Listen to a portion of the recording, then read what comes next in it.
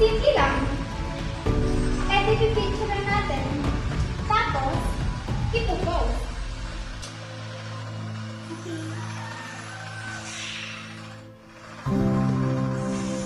Tapos i-share mo nga. Sige. Okay.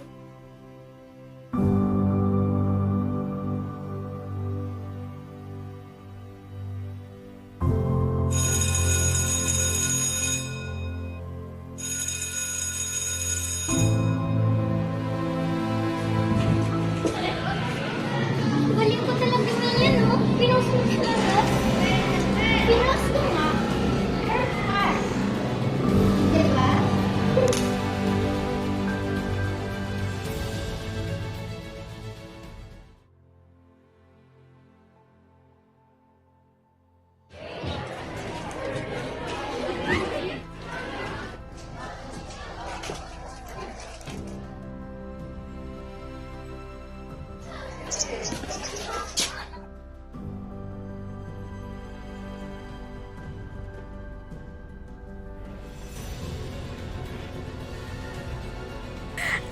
Ganun pala pag nag-aaral. Matulog. Bakit nila nagawa to?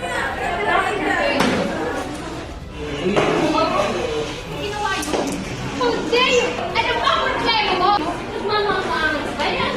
Ano to? Ba't mo pinost to? Eto ba? Eto ba kinakainin ng ulo mo? Ang babaw mo! Babaw? Sige, sa'yo ko kaya gawin yan. Tignan natin kung mababaw pa yun para sa'yo. Bakit? Totoo naman ah. Ang sitaw mo, matulong! Ang kapal ang mukha mo! Mas makapal ang mukha mo! Ano ang problema mo? Lalatrinig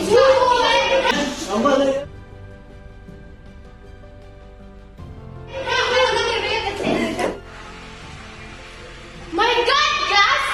Ano nangyayari dito? My God! Wala nang ako ilang linggo? All of you, sit down!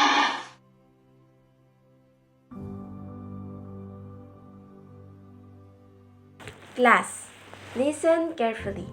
Posting someone's photo without consent is a violation of the right of privacy. Sharing harmful content without verifying the truth is irresponsible use of media. May tinatawag tayong media and information literacy. It teaches us to think before we click, to verify before we share, and to respect others online.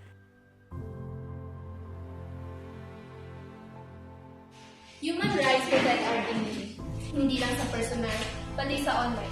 Before sharing or posting, we should ask ourselves, is it true? Is it respectful? Is it necessary? One click can hurt someone deeply.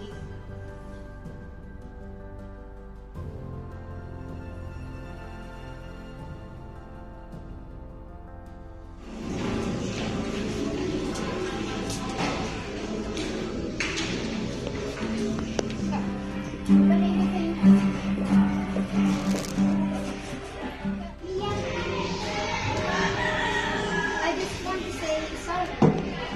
Akala ko kasi joke lang yun. Sorry na, Mia. Nagsira ko ilang person. Actually, nag-delete ko lang yung post. Sorry talaga.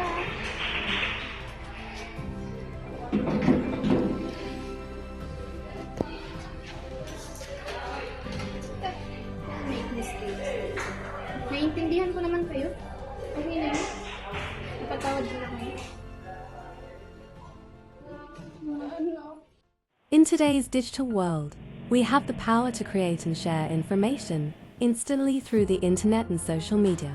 However, with this power comes responsibility because our posts, comments, and shared content can affect other people. We must always remember that human rights should be respected not only in real life but also behind the screen.